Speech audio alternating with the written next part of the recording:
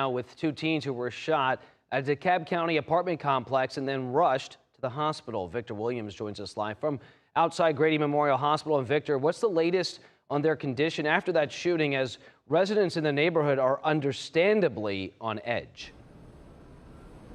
Yeah, Joe, well, both of these teens are expected to be okay. They're both recovering right now at Grady Memorial Hospital, just like you said, but it's still leaving neighbors uneasy that the shooters are still out there.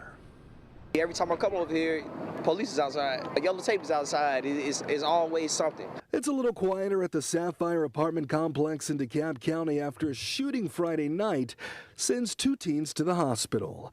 Police say the teens were shot in the leg, and authorities say neither lived in the complex. Now detectives are trying to figure out what happened moments before the shooting. We don't know if either one of these victims were intended targets or not. This investigation is still active and ongoing.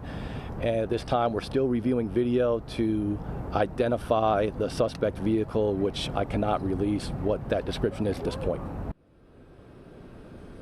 And as you guys just heard, they're right now looking at that video and trying to connect the dots. But if you know anything about the shooters, police, they really want to hear from you. You can contact them anonymously by texting DKPD to 847-411. In the meantime, we're live right now in front of Grady Memorial Hospital.